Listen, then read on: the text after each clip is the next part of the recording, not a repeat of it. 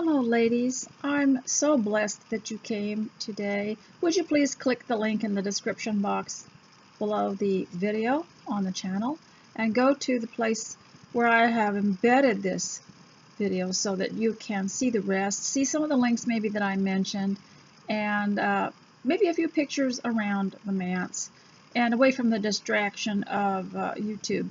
So ladies, today I want to start out by reminding you to come to class dressed, bathed and dressed in all your freshness and crispness and youthful vitality, and also to remember to have your whatever it is you take. Today I am having breakfast in Paris. I'm not drinking it though. I like the smell of this. Is bergamot, lavender, and vanilla. And it is very organic. However, I don't like the taste, but I like the smell, and it makes my house smell good. So what I did is made a cup, and I'm just going to put it past my nose and appreciate it. And maybe every day I will try a different tea, because one of you ladies that sends me $5 told me I could get a box of tea for $5. And sure, around here it's easy to get a box of really good tea for $5, whether it's black or herbal. And so I've got all this collection. I'm going to try some every day. Just put it in a cup and smell it. And our olfactory nerves are greatly disadvantaged because we're kind of limited as to what sensor around us. So it's kind of nice to have something else. So I would like to remind you to get your cup of whatever you drink and sit down and make your list after you have prepared yourself and got yourself ready with a good appearance that cheers you up and that hopefully makes people around you happy, and to make your list. That's what we do when we're ready. Get our apron on, and then take some time on your list to put some things down that need to be done, and then add some other things that you'd like to do, and then have a prayer that God might bless you with this list and help you to get the things done to His glory and for whatever He thinks really needs to be done. And I would also like to suggest that if you wake up and you're kind of in a fog, and we have the pollen now because we're in the spring, and we wake up with puffed face and red face and maybe a little bit achy. So I have discovered these wonderful warm-up exercises from Lucy Wyndham Reed in England, and I will put a link so you can go and do some. Sometimes they're only 2 minutes or 1 minute. And in anything that I link to that has to do with exercise, don't think you have to raise your arms that high or bend your knees that low. Just move. Just do something. We have today, for the homemaker, something we have to very much guard against, and that is something called cortisol, which is the stress hormone. And if you get bad news, or something goes wrong at home, or you're a bit uneasy about something, you can get too much of that. And so we want to make sure through these stretches and other things. A lot of times we ladies, we just like everybody to settle down and behave themselves. And to us, the stress continues until maybe that relative stops going the wrong way, or a friend straightens their lives out, or things, go back to normal so you can feel at ease. But when they won't do it, then you just get more and more stressed out over it. And so sometimes these stretches, these warm-ups, are very helpful to bring your mind into more focus, make you feel happier. I know we don't like to feel happy, do we? Especially if people around us aren't being nice. And we just really resist being too relaxed and feeling at ease if things aren't all right and with everyone around us. But these stretches can really help. So I'll leave a link to that, and She's the lady that says she doesn't have music in the background, and she says you can turn off the volume and play whatever you want. And so I thought you started here, and if I had you here or anywhere and I were to just coach you through relaxing and being more focused on your home, one of the things that helps the most is knowing that your duty is to your family and to your home, and no matter what other people do, and no matter what kind of distress comes upon you, you still have to get up and make sure that everybody's okay at home, and you don't have to push your distress up on everybody. And I think there was a scripture that talked about that. And we were always told when we were growing up, if you're disturbed, you don't go around disturbing everybody else. And so it's hard for us, though, isn't it? And we talked about last time about how when people aren't in the home or disturbing the home, and one of the phrases I remember growing up is, we don't talk about that kind of stuff here. When someone maybe got a little bit smart with the family or critical, they would say, we don't talk like that here. And we've forgotten these little phrases that help. They help somewhat. And nowadays you have people that are so tenacious they don't really care, and they will do whatever they want to. But we do need to bring the phrases back anyway. At least we said them. And somebody will say, well, that they don't do any good. Those sayings don't do any good because these people still do this and this. It doesn't matter. Just say them, because after a while they will get awfully tired of hearing it, and at least you said it. But if we don't say anything, then we can't complain.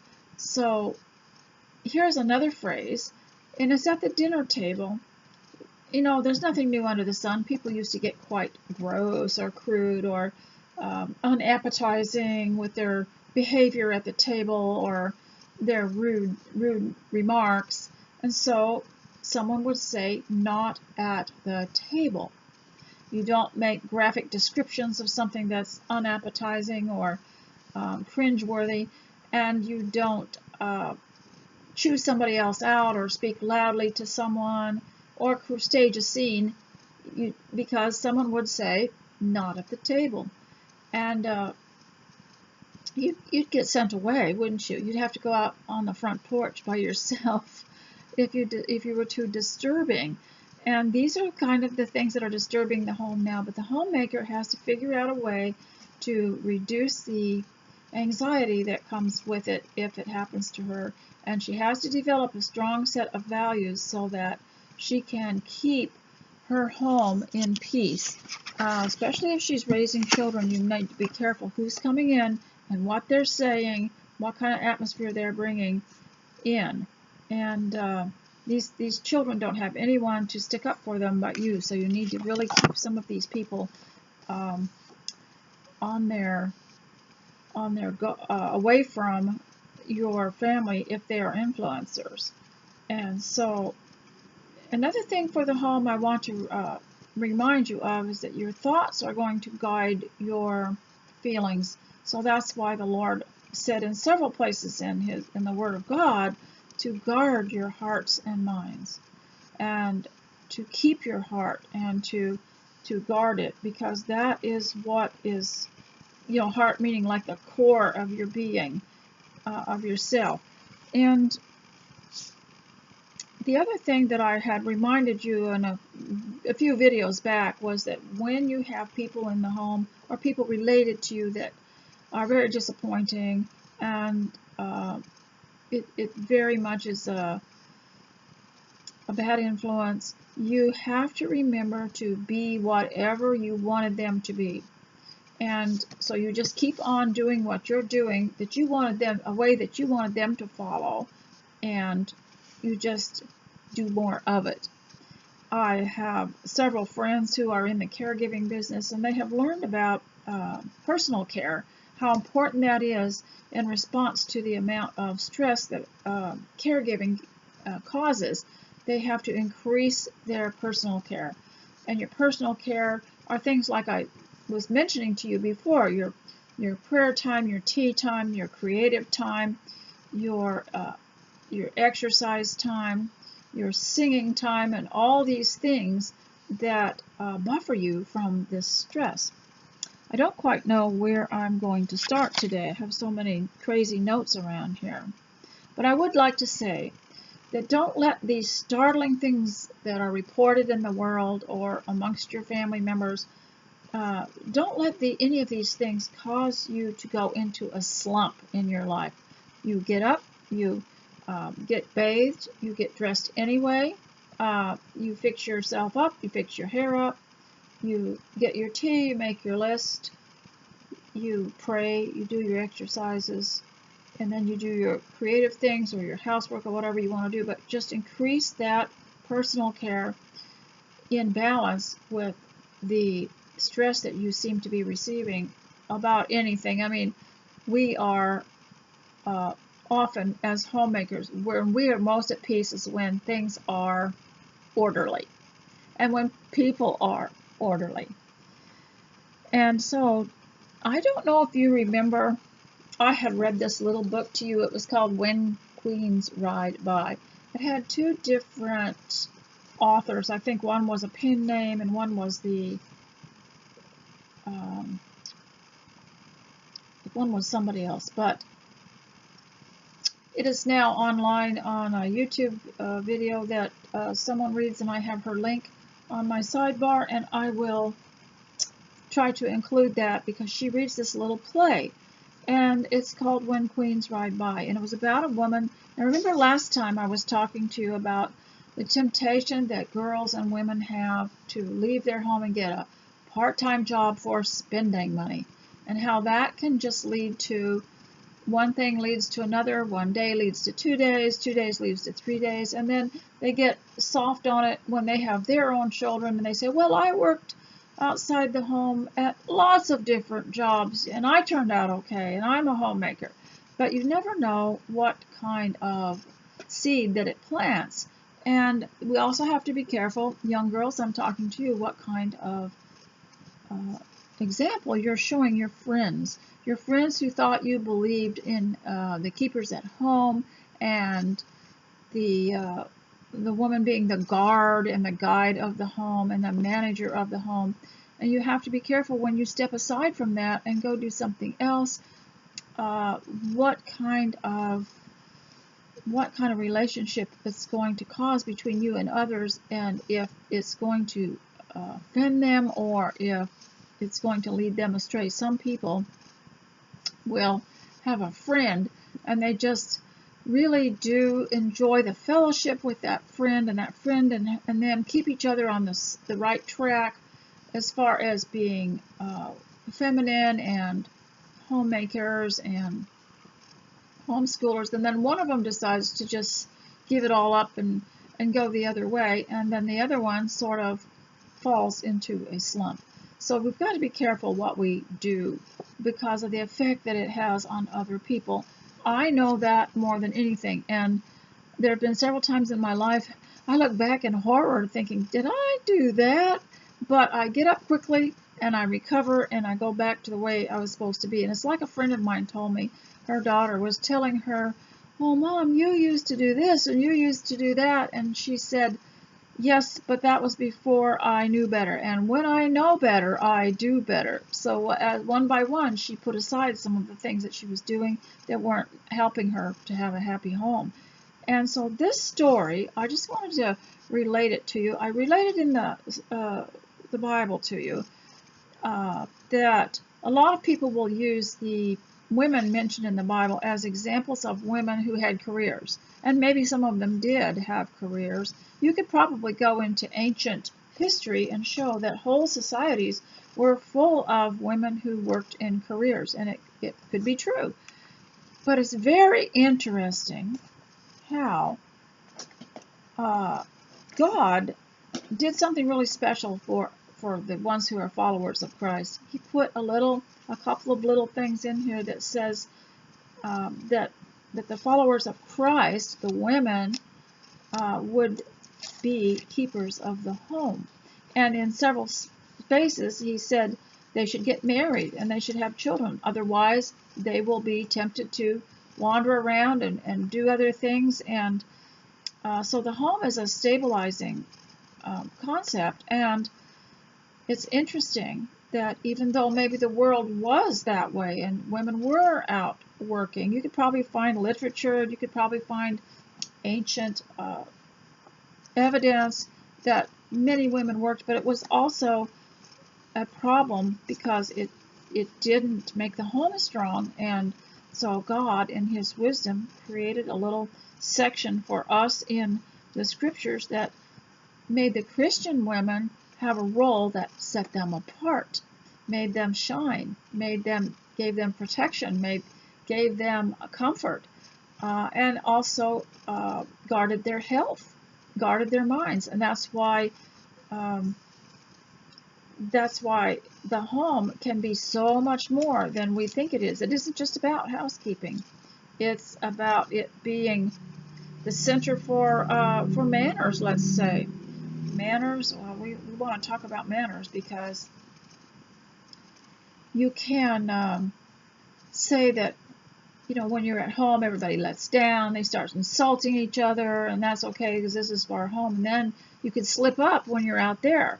And in the public, you can actually get kicked out of places if you create any kind of disagreement, loud disagreement, and you create a hostile environment for a business, that they won't put up with that. So it's better in the home to breed courteousness into each other, so that it will be so ingrained in you that when you leave home, you don't have to put on a different personality, you don't have to put on a different face. And that's the same with clothing for women at home.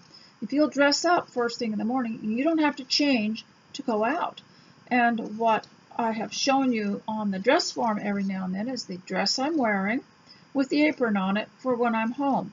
Then take the apron off, put a little jacket on over it, and it looks a little more formal, and you're out. And so it's the same if you dress up for the home. If you have manners in the home, that's going to flow outward. And Linda Lichter said it well in her book, Simple Social Graces. If I can find that here. She said that the home was where it all came from. And it said, when the home provided a refuge from the world, and here's the thing that we've got to be careful of, it's not just a refuge from the world. It's more than that. It's a base. It's the base of the world. And if, we hear politics and everybody's running for this and running for that, no one's really standing up for the home and for letting the women guide and guard the home the way the scriptures teach Christian women. But of course, we know those are for the followers of Christ. We at least are supposed to be set apart. We at least are supposed to follow this. We know that our friends that are outside of Christ don't believe it. But for us, we're supposed to follow that and be keepers at home. It keeps us safe and quiet. It keeps us from having to have more bosses out there and having to be in submission to everybody around us at work. It keeps us from losing our sense of our own talents and things that we can't use. I mean, I remember reading about Karl Marx, the father of communism, and one of the things he said was the woman at home can't use her talents. And of course that was spread all over the universities even back in the 60s. But I've never seen a woman working in a grocery store or even in an executive job or an office that's really using her talents, because they're not up there doing things that really are creative and expressions of themselves. They're doing somebody else's work. So let me read this from Simple Social Graces by Linda Lichter. When home provided a refuge from the world, it was also the axis on which the world turned, which kept it from spinning out of control. The moral tone of a people must depend upon their domestic institutions. That means their homes. The real humanizing and civilizing of the world is carried forward in homes. It used to be when you sent your children out for whatever, or they get they're out in society, or they get jobs, or they have to go out for something. You remind them that they represented their homes and their families, and you didn't want them to bring shame on their own family or their parents or their upbringing. And that's hard for people to understand anymore. And because a mother spends most of her life training her children in what's done and what's not done out in public, so she can take them out there, and to see them maybe after they leave home reject it all is devastating, because that's why so many women kind of go into a slump after maybe one of her child becomes influenced by something or someone, and rejects all the careful training and the prayers and the teaching that the mother has spent years and years doing. And so she says the real humanizing and civilizing of the world is carried forward in homes. As the homes go, so will the nation be. And I've talked to you about politics, on how they're not really anybody talking about the homes. And home means family combined with dwelling place, not just a house. And these nations that don't seem to have any problems, and they might be small nations, have strong homes. They have strong families, loyal families, and a great deal of love and honor and appreciation for their ancestors and for their parents and for the children. We all know that's all a blessing. This is another Victorian lesson we have relearned through the harshest possible means. And so I wanted to remind you of that, because if I can't convince you from Scripture to be a keeper at home, let's look at some literature, and let's look at some of our favorite books. I do read books while I'm here because, ladies, those people are, this is all copyright free, and I can read it and discuss it, and I can talk about Cynthia, and I can talk about Molly, and I can talk about Mr. Gibson, and not get in any kind of trouble. So I like to use them, and so I want to use some of these things as examples.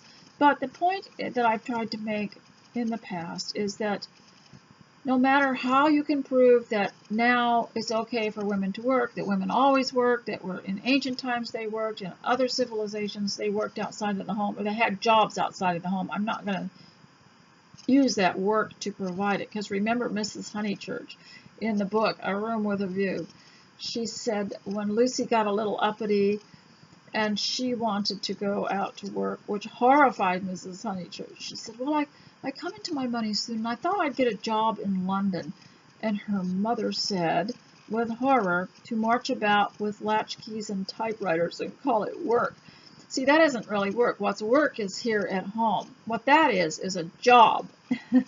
And she then said, you're tired of me. That's her mother, her widowed mother. You're tired of me. You're tired of windy corners. And sometimes girls do, and even married women, they get a little restless, and they decide, oh, I want to do something else for a while. When we got restless in the olden days, we'd repaint the house, rearrange the furniture, remodel things, and learn something new. And we had so many different ways to give variety to life at home. And so I always remembered that. You're tired of windy corners, and I make up names for the manse, like for this house, like it's Foggy Creek or Foggy Cove or something like that. And someone says, I'm going out to get something, and I'll say, you're tired of me, you're tired of Foggy Cove. And I have so much enjoyment from some of these old books. But this one here, When Queens Ride By, We used to have in our ladies' classes and even our ladies' Bible classes, sometimes we get lots of copies of these, and every lady would take one of the characters in here and read it.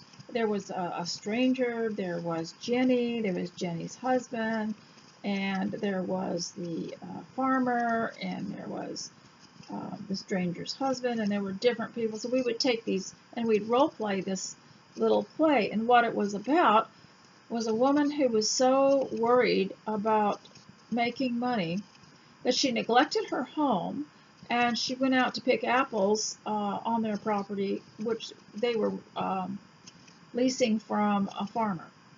And she was so worried about it all that she went and picked apples, piles and piles of apples in the bushels, and she neglected her home. She neglected the children. She didn't cook. She was just wearing clothes, the same thing every day. It was dirty. She was exhausted. And she was out picking apples one day when near her on the country road, a car broke down. And a very fine lady got out of the car, and the lady's husband lifted up the hood and began to tinker with it and see if he could fix it. And so she saw the woman picking apples, and she came over to the fence to talk to her. And right away, Jenny was jealous of her.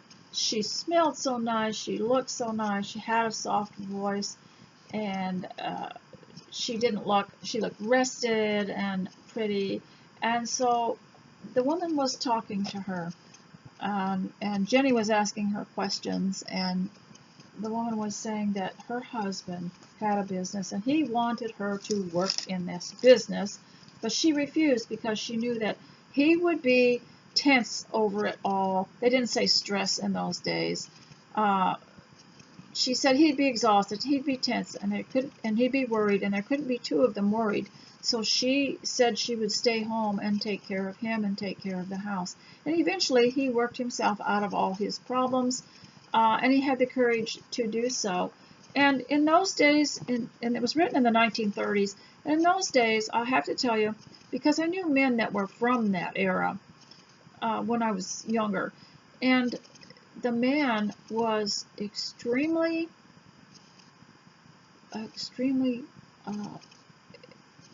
proud of being a man and being able to make provision for his family. And if he got sick, it worried him even more because he did not want his wife and daughter to go out to work. And he would say, well, as long as I'm alive, no wife of mine is going to go out to work, or no daughter of mine will ever have to work. And I don't know why I call it work or why they called it work, because we work at home and we work hard, and it gives us good character, and work is good for us at home, and no one denies that. But after a while, this lady was talking to her, and the car got fixed. She said, I'll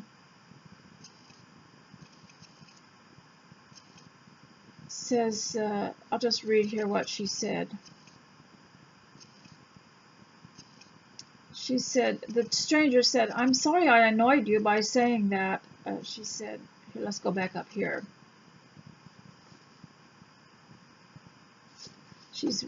She's picking apples, and the stranger said, oh, but you can't do that. It's too heavy. Please let me pick a few from the ground. And Jenny said, heavy? This ladder? I wish I didn't ever lift anything heavier than this ladder. After hoisting bushel baskets of tomatoes into a wagon, this feels light to me. So the stranger said, but do you think you should? Do you think it's right? Why, that's a man's work. Jenny said furiously, right. Who are you to be asking me whether I'm right or not? A person like you don't know what hard work is. And the stranger said soothingly, I'm sorry I annoyed you by saying that. If you were to tell me all about it, because I'm only a stranger, perhaps it would help. Why don't we sit down here for a minute? Jenny said, rest? Me sit down and rest? With the wagon loaded to go to town? It'll hurry me now to get back before dark. And the stranger said, just take the time you would have spent picking the apples. I wish I could help you. Won't you tell me why you have to work so hard? So then Jenny begins to tell her all their family financial problems and why she has to work so hard. And this stranger, this lady said, she said, just after we were married, my husband decided to have his own business, so he started a very tiny one. He wanted me to stay in the office while he did the outside selling, and I refused even though it hurt him, but I knew how it would be. This is written in the 1930s. We would both have come back each night tired out to a dark, cheerless house and a picked-up dinner, which meant, takeout. And a year of that might have taken something away from us, something very precious. I couldn't risk it. And then I worked in my house to make it clean, shining, happy place. And as the months went on, I knew I had done right. My husband would come home dead tired and discouraged, ready to give up the whole thing. But after he had eaten and sat in our bright little living room, and I had told him all the funny things I could invent about my day, I could see him change. By nighttime, he had his courage back, and by morning he was all ready to go out and fight again. And at last he won. He won his success alone, as a man loves to do. Jenny did not speak. She only regarded her guest with a half-resentful understanding. And then this woman describes this queen, back I guess in Regency days, and she said there was a queen once who reigned in troublous days. Every time the country was on the brink of war and the people ready to fly into a panic, she would put on her showiest dress and take her court with her and go hunting. And when the people would see her riding by, they were sure all was well with the government. So she tided over many a danger. And I've tried to be like her. Whenever a big crisis comes into my husband's business, or when he's discouraged, I dress my best and get the best dinner I know how, or give a party, and somehow it seems to work. And that's the woman's part, to play the queen.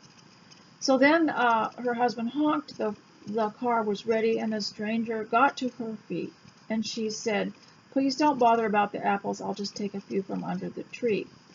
So Jenny, her thoughts started to change, and the woman had dropped a handkerchief, which she had picked up, and when she smelled it, it smelled of lavender, and so she thought of this woman and all she had told her. And she went into the house, she cleaned it, she bathed her children, she made a wonderful meal and put bread in the oven, and her husband brought the farmer home, the one they were leasing the land from. And so she served him coffee, and she also bathed herself, got a clean dress on, fixed her hair, and her husband was absolutely shocked when he came in because he was so used to her looking like a drudge. So the farmer was so mellowed by the time he finished drinking coffee and having some of her rolls that he said, "Now don't you worry about paying the lease. It can wait a little longer." And so the story ended well. I don't know how this woman was so inspired to do this, unless things like that, of course it was the 1930s, that was the Depression, things like that were going around. And if I have time, I'll read to you something that will help. But I also wanted to tell you about wives and daughters, and how you could go somewhere online and get the DVDs. There are about 3 of them in here, and it is a lovely story.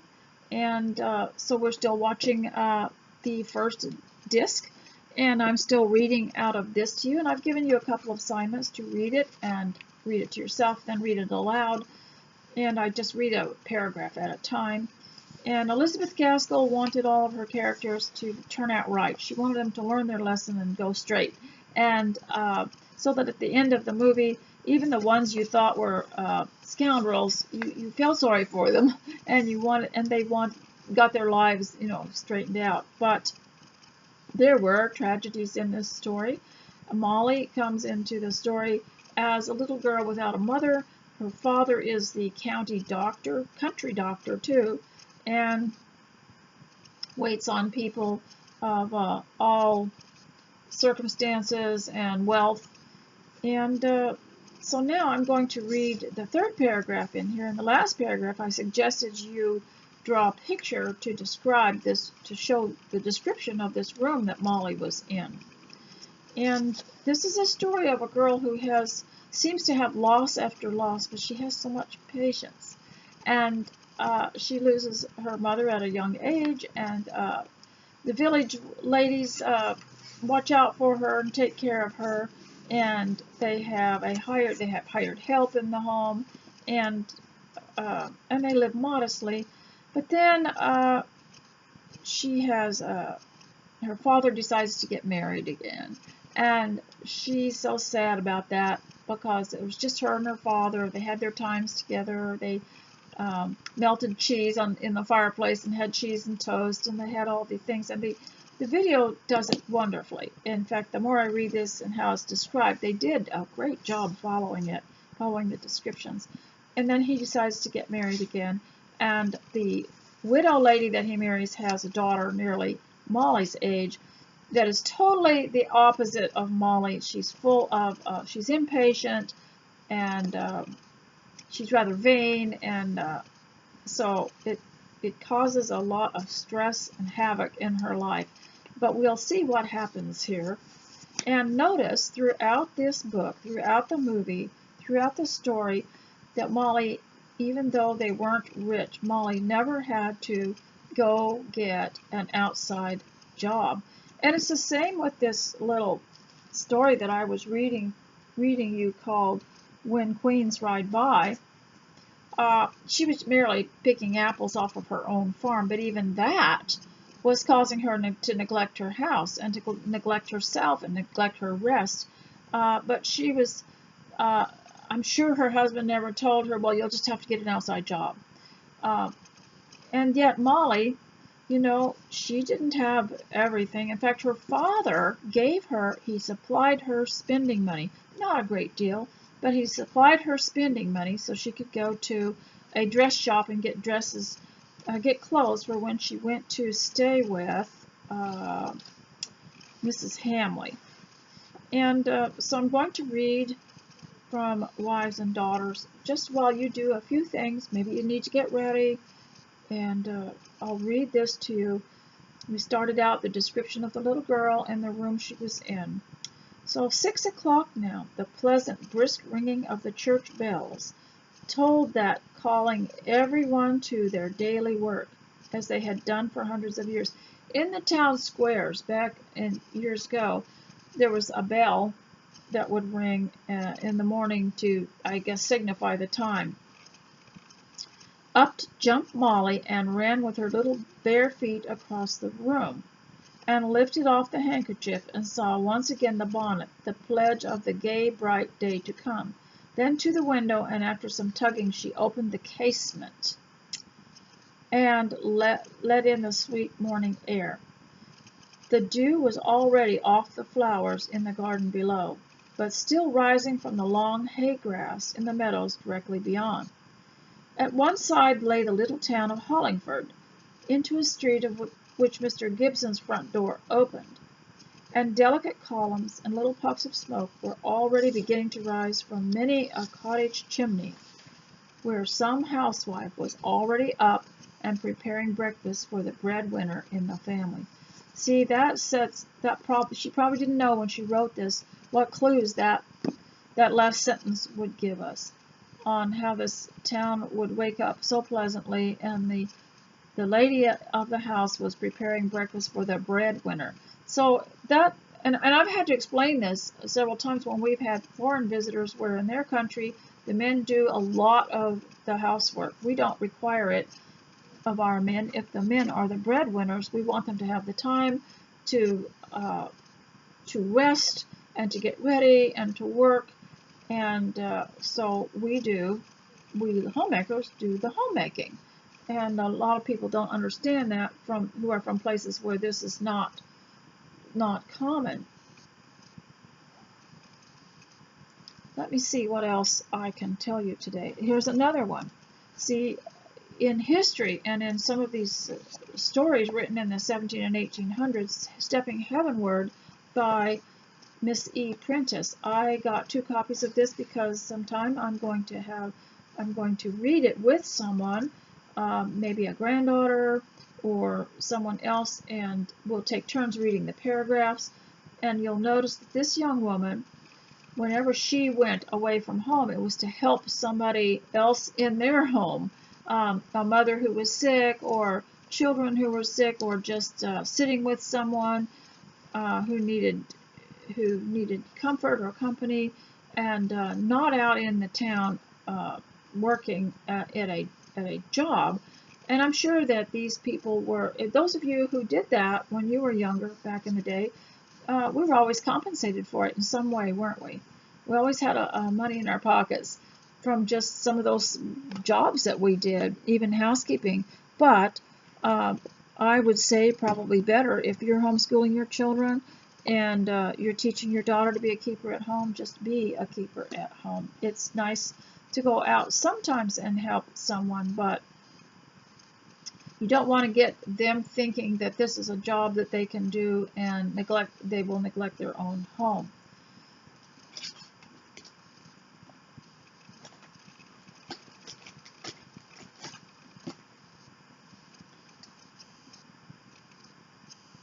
Now, ladies, I also want to read from Mr. Kozlowski's book. I've read this paragraph to you many times because it's my absolute favorite, and it is from the end of the book where he talks about stress, and he talks about how in Jane Austen's characters, they knew when they had had enough, and especially when they had been around something social, people, that they knew they had to retreat for a while. They had to go and be quiet or go for a walk or just kind of wind down. And so I want to read this again because it's probably one of my favorites. It's from the chapter called Health and Happiness, the Mind-Body Connection. And there's so much insight into this. And there are so many hints from these books, these old books, that we can sometimes put pieces together and discover how women who were keepers at home behaved and conducted their lives. So this is called Do Not Give Way to Such Gloomy Thoughts. And I thought I should read that to you in view of the fact that I was going to recite again Philippians 4. And it's interesting observation that I had recently that I hadn't really noticed because I kind of glossed over it over the years, how we teach our children to memorize the verse 8, whatever's true, whatever's honorable, whatever's pure, whatever's lovely, whatever's just, to think on these things, But let's back up to verse 4 and read this and see what the prerequisite is to avoiding anxiety. Rejoice in the Lord always. Again, I say rejoice. Well, let's look up the word rejoice and see what it is, because maybe there's something there that helps us have a buffer against anxiety. So here it is. It's inner gladness, delight, or rejoicing. And it implies something that is calmly happy or well off. And to jump for joy, to exult, to be exceedingly glad. And this is mentioned throughout the Bible, rejoice. And if we would obey that and find something every day to rejoice about deliberately, you don't even have to find anything. You have to just rejoice because you're breathing. And do not be anxious. It says to rejoice in the Lord. And again, I will say rejoice. Let your reasonableness be known to everyone. Well, let's look up reasonableness. This is leading up to that command to not have anxiety. So let me see what it says about reasonableness.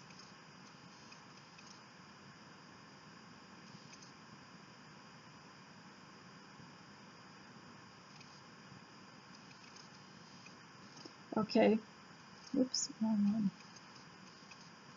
Reasonableness means gentleness, consideration, gentle spirit, moderation, graciousness, humility, fairness, forbearance, and modesty. This is interesting, isn't it? Because gentle, not quarrelsome, reasonableness. Okay, so then here comes the anxiety. Okay, so we've already rejoiced and we've already been reasonable. So let's see how it affects us now. Let your rejoice in the Lord always. Again, I say rejoice. Let your reasonableness be known to everyone. Do not be anxious about anything. I used to look at that and think, how in the world could you just turn off anxiety? Could you just say, nope, not going to be anxious about that? When it is a cortisol, it has brought out the stress hormone that it grips your body and your mind, and it won't let you go until these people straighten out, and until they all do their best and do what they're supposed to do, or until the world straightens out. And so you've got this anxiety, which some of it could be alleviated with the warm-up exercises that I'll put a link to. Just give it a try. Just give it a try. It takes about 7 minutes for the anxiety or the foggy thinking to go away, or the lack of motivation to go away. It takes about 7 minutes in moving. And it's been said that the first stressful thought or stressful news, any feeling of anxiety, is to move. Just move. Just get up from one chair and go to the other. Or just move. Just start walking through your house. So we made a path through our house so that if it rains or snows, we can each, all of us, no matter who's here, we can walk. And pacing is actually very good for you. We've been shamed out of some of the things that actually alleviate anxiety. Pacing was one of them. Walking and pacing balance your mind, and it helps you. But so many times when we were younger, people would say, why don't you just settle down, sit down somewhere? And the other thing was sighing, because you would be breathing in through your nose, and then you'd go, ah. And that was sighing, and people shamed us out of that too. We couldn't sigh anymore. But sighing was very good for you. It relieved a lot of this anxiety. And so let your reasonableness be known to everyone, and do not be anxious about anything, but in everything, by prayer and supplication, with thanksgivings, let your requests be made known to God. In everything, with thanksgiving. So even if all you see is a little green blade of grass sticking out of the ground in the parched area that you live, stop and be thankful. And be thankful for everything.